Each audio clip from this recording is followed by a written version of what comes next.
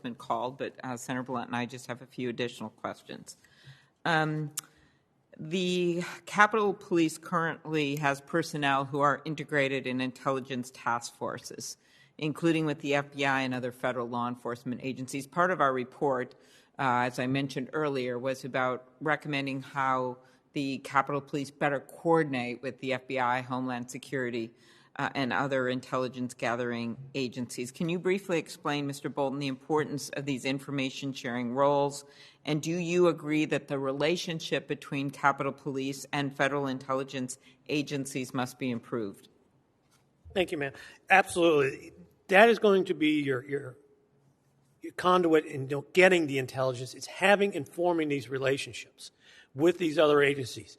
It is important to actually establish a working relationship, meeting folks face-to-face, dealing with them on a daily basis, providing and sharing the information. That's how you're going to accomplish your goals, is by establishing these firm relationships and also understanding how you can learn from others. So it's not that everybody has the right answer. There's a lot of good answers out there. The department has been moving forward in strengthening those.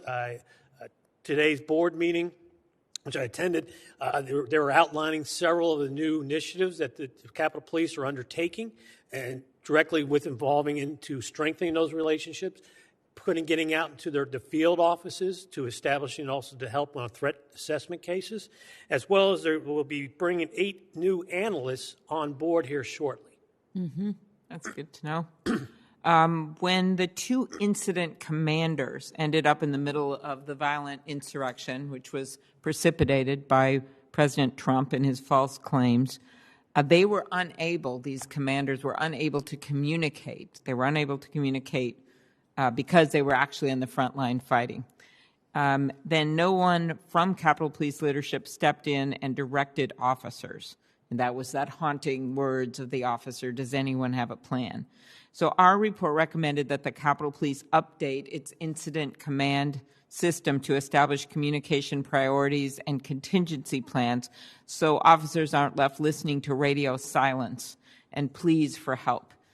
Do you agree that the department's communication system should include backup plans so a senior officer is always available on the radio?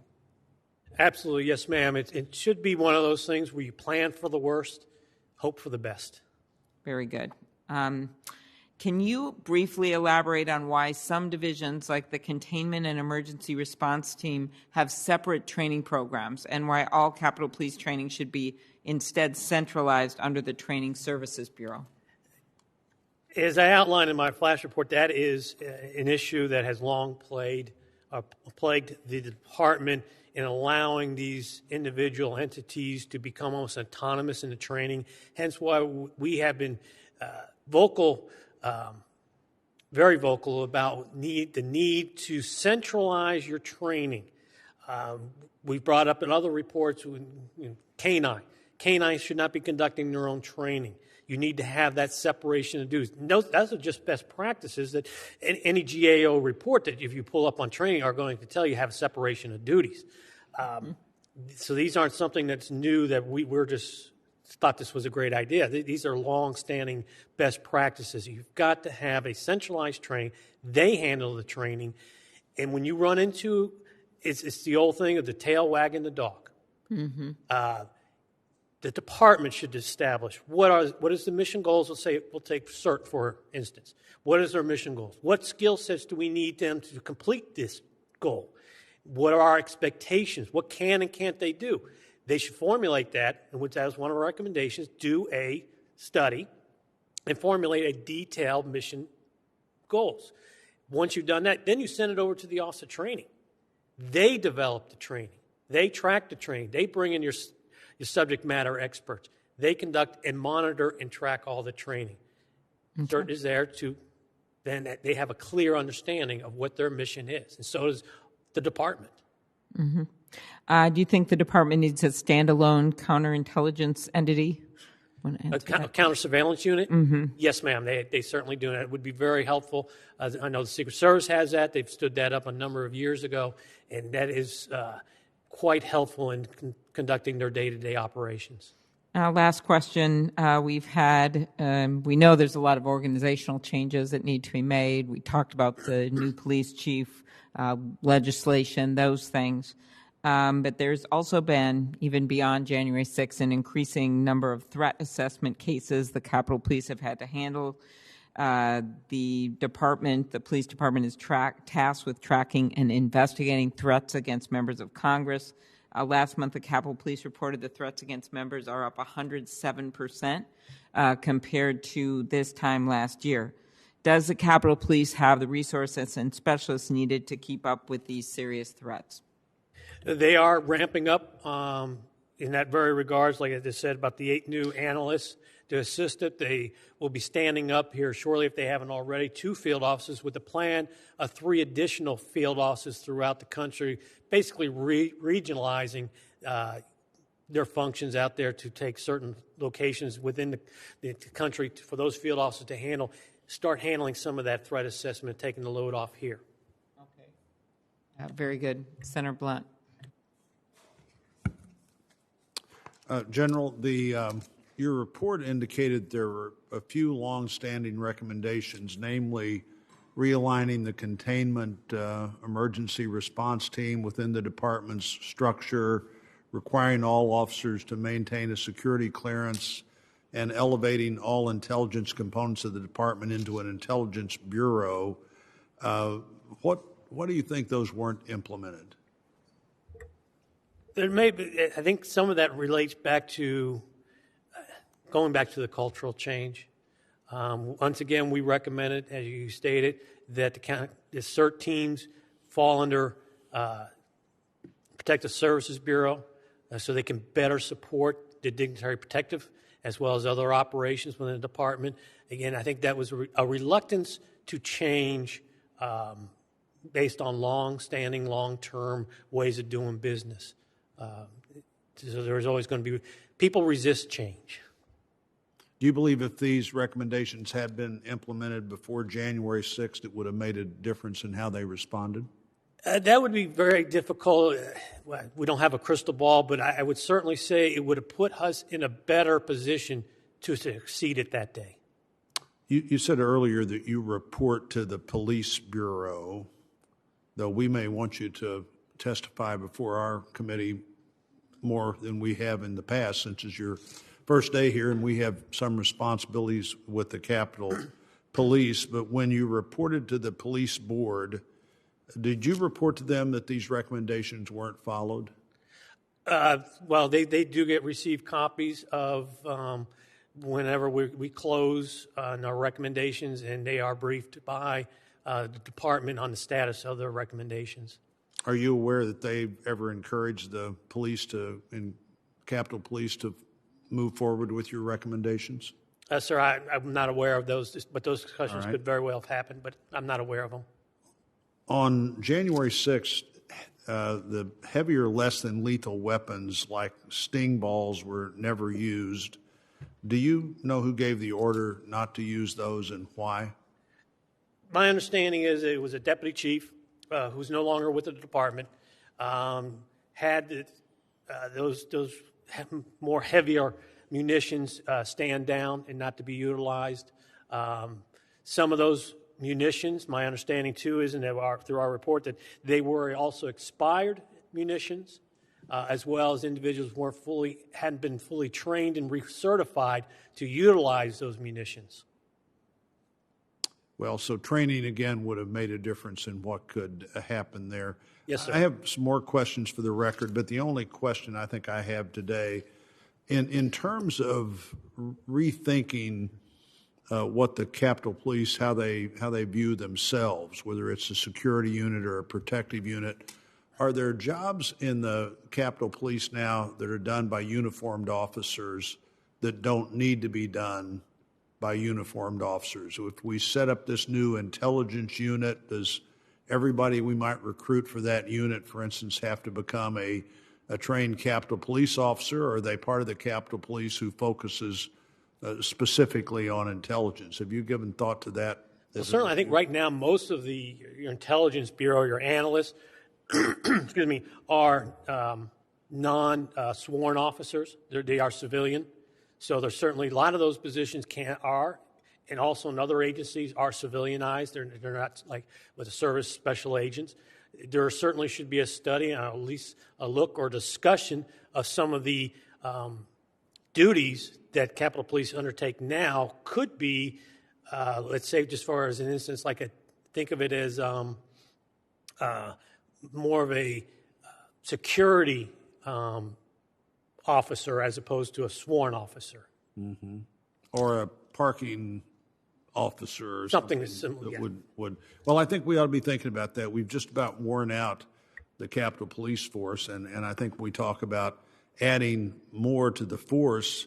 Our first big challenge is to fill the jobs we have, and in every police force in America, that's a problem right now. So we've got to be thinking, I think, smarter of how we use the trained and sworn officers we have. Thank you, Chairman. I have other questions for the record, but none today. Very good. Thank you. Senator Cruz. Thank you, Madam Chair. Mr. Bolden, welcome.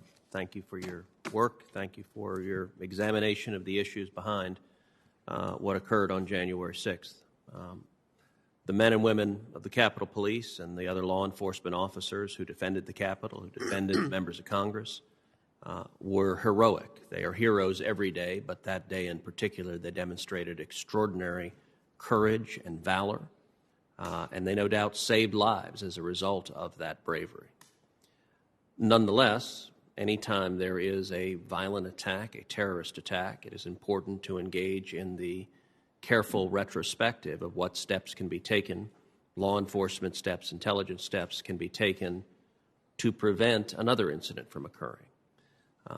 Looking at your flash reports, looking at the joint report that the Senate has put out, there have been a number of failings, law enforcement and intelligence failings that have been identified. In your judgment, what are the most significant intelligence failures that led to the failure to be adequately prepared for the violent attack on January 6th?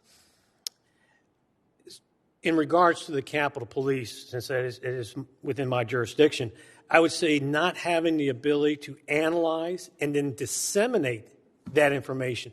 That particular Norfolk memo or situational report never made it to the chief or to the upper level of the command. That can't happen. You've got to provide your commanders or your management teams with all the information. Nothing can be withheld from them because, again, as I talked about before, intelligence is like a puzzle. Now we just took one of the pieces and threw it away, and you can't complete the picture now. So what were the impediments that prevented it from making it to the chief? I think part of that is the basic structure that they had in place at that time, whereas the intelligence was not a standalone bureau. You didn't have the trained individuals there to analyze this information and to be able to, with clear policies on how to disseminate it up the chain of command.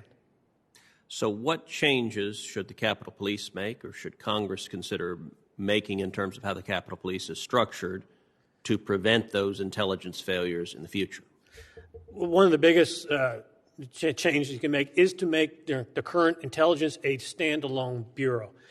Elevate it to the level, beef it up, in other words, provide it with more assets, take some of the elements that's within the Capitol Police, within that division that's separate from them, bring them over and make it that a concerted, and where you have an individual that is schooled in the intelligence field from the very beginning of their career to right now. It's somebody that's well schooled and connected within the intelligence community.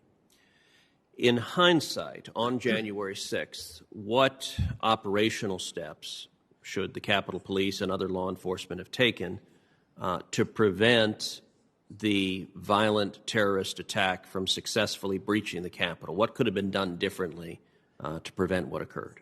I think the best way is to answer that, because hindsight, yes, that's what inspector generals do. We sit there and we're Monday morning quarterbacks. We're great at that. But I think just the overall, if you look at each one of our flash reports as well as the Senate's report, that's how we're going to achieve what we need to achieve. And not so much the hindsight, but here's what's before us, here's the roadmap, let's get to work and let's do it. Well, but in terms of what we can learn from hindsight, would you say it is principally additional manpower, both police officers and National Guard forces, that would have made a difference on that day, or other steps that would have made a difference to prevent the attackers from successfully breaching the Capitol? I think by having a very detailed plan, if you had the training, the equipment, the steps that you could have taken to put you in a better position to succeed at that day.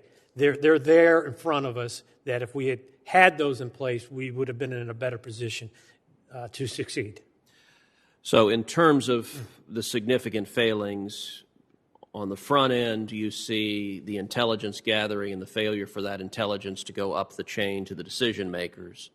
And then on the day of execution, the lack of an operational plan to deal with a violent terrorist attack of that magnitude. Is that right? That'd be correct, sir. Very good. Thank you. Thank you, sir. Well, thank you very much, Senator Cruz. And I want to thank Ranking Member Blunt, the members of this committee, and especially you, Inspector General Bolton, not only for appearing before us today, but for all the work and recommendations that you've made. Your experience comes into play here in a big way. And I know some of these recommendations are being implemented as we speak, but there is much more to do. In today's hearing, we heard more about measures that are needed to restore trust and confidence in the U.S. Capitol Police leadership. These reforms are wide-ranging, impacting nearly all parts of the Capitol Police, including with respect to intelligence, training, equipment, and operational planning. As we have heard in today's hearing, it is clear that changes are needed and that they should be implemented without delay. It's why we got our report out as quickly as we could, and our bipartisan report makes a number of recommendations, several of which are discussed today. And you have made 65 recommendations yourself, Mr. Bolton, so far. While more must be done in the aftermath of the insurrection, and while I continue to feel very strongly that a 9/11 style report and investigation on what happened on January 6th would be most helpful, because it would consolidate all the work that's being done across many branches of government, and including over in the House, because it would be bicameral. I still think it's really important that we implement these recommendations from our bipartisan report and your work as soon as possible. So thank you very much. To our colleagues, the hearing record will be held open for a week. Do you want to add anything, Senator Blunt? Okay, we will go off to our vote and look forward to working with you in the weeks and months to come, Mr. Bolton. The hearing is adjourned.